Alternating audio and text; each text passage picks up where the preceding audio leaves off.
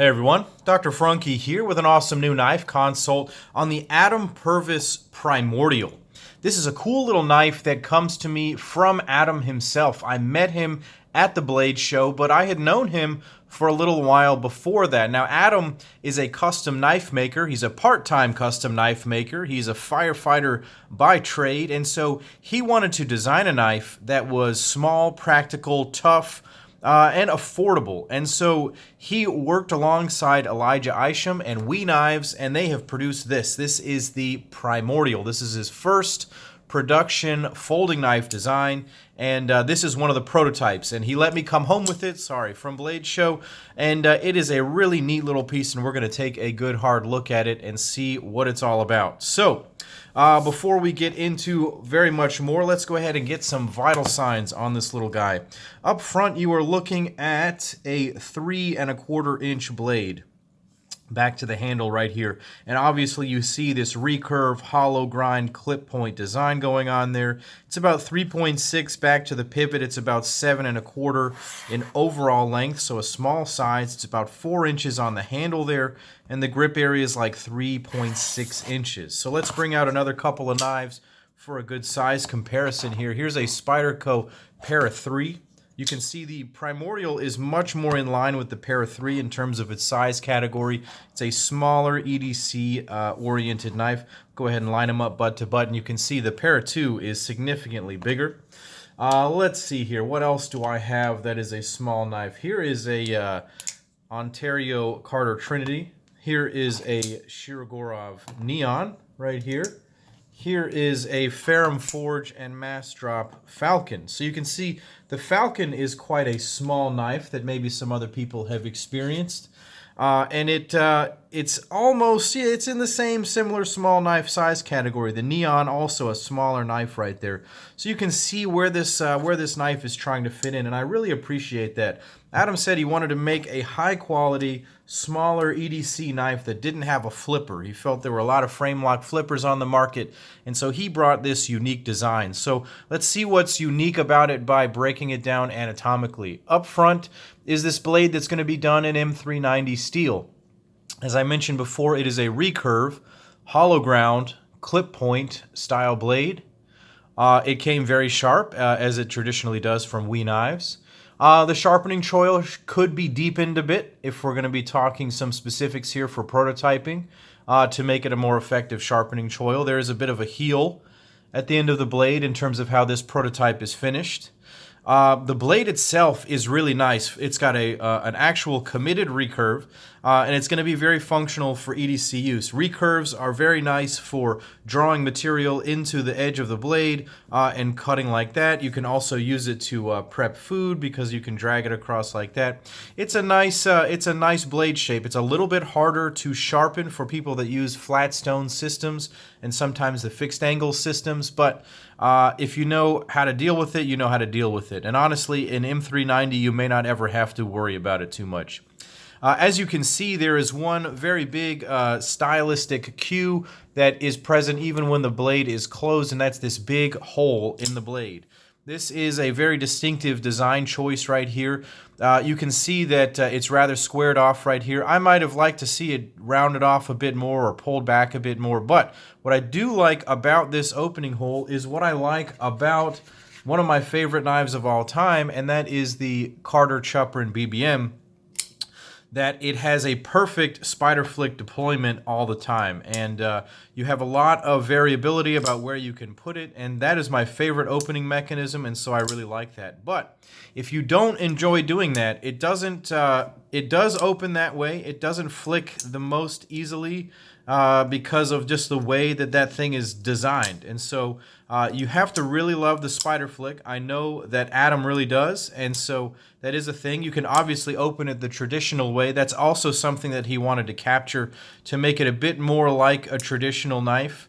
And you can see that he has captured that essence with the overall look, the recurve clip point with the bolstered look right here. I think he was trying to go for sort of that modern, classic look. I don't really know how to describe it better than that. Moving back to the pivot, this is running on ceramic ball bearings as is standard for We. They are caged bearings in there. Let me move this off the screen so that it's focusing well. This is doing that thing where it has the internal, external stop pin, and as you open the knife, the stop pin and the whole mechanism is kind of exposed there. When you close it, it's obviously very exposed. So a little bit of extra gunk can get in there. It is a very efficient design choice for making a smaller knife with some robust components. But if you're not able to clean your knives, this may be an issue. If not, just go buy a can of compressed air and just blow it out. That should take no time at all. But what I can tell you is that the pivot is incredibly smooth. What you can see is that the blade flies open and it just drops shut under its own weight. The detent is tuned for that kind of Spidey flick type opening. It is a strong enough detent that it's not going to come out if you're shaking it vigorously like that. And it's just right. WE Knives really knows how to do that. They have this nice, robust pivot hardware. This is going to be probably stainless steel here. I'm not sure if he's going to offer titanium hardware on this knife ultimately. Speaking of titanium, let's go ahead and move back and talk about the handles and talk about these beautiful pieces of titanium and how they're milled. At first, I thought this knife was rather simple looking in terms of its handle, but I believe that there is a little bit more complexity if you just look at it a little closer. These are actually two slabs of titanium that have been milled out to accept these carbon fiber overlays, and all of them have been milled out so that at the front of the blade, at the front of the handle here, there is a hole in the handle, or there are holes in the handle, so that you can see the blade while it's in the handle like that, and in and out. And it's very, very cool. It's a nice artistic choice. I think that the lines here maybe are a bit harsh as compared to some of the other flowing lines of the knife, but they do match up pretty well with this, so I see the sort of overall design sort of motif there. It does cut down on the weight. I don't think I showed you guys what the weight of this knife is, and it is quite light with this construction right here. It's coming in at 3 ounces on the dot, so it's a nice ratio. It's less. It's 3 ounces for a 3 1/4 inch blade. I like that ratio right there. Take a look at the carbon fiber inlays and the handle. It's all contoured and all of it matches. There is a imperceivable gap between the carbon fiber and the titanium. It's very, very nicely done. And the bolster lock look is very, very cool. Honestly, this is something that a lot of people seek. This is a very nice design choice right here.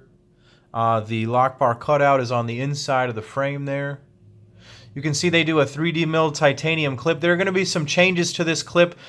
Just let's pretend that this is not here, and they may be making some significant revisions to the clip as per Adam's request. So they're going to be making a functional clip as they traditionally do.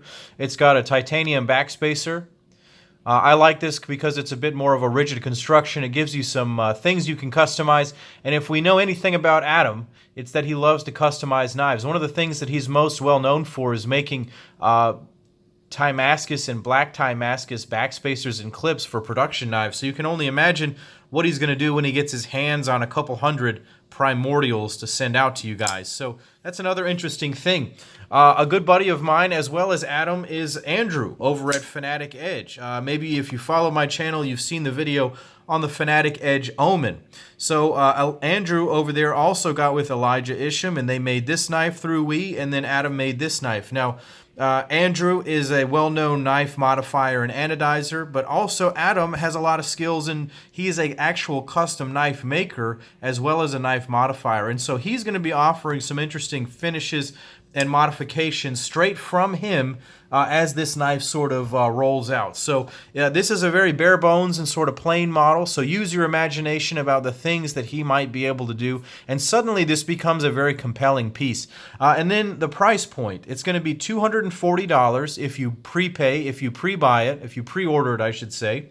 And it's going to be $280 just for the general public. So under $300, you're getting 3 1/4 inches of M390 carbon fiber and titanium and ball bearings from WE Knives, from a guy who's going to be able to modify it at a very reasonable price to your custom spec. So that's what makes this project very interesting and compelling. It's a lovely little knife with a lot of interesting components to it, and I'm going to be very interested to see how this sort of rolls out. So thank you to Adam for sending this along so I can review it.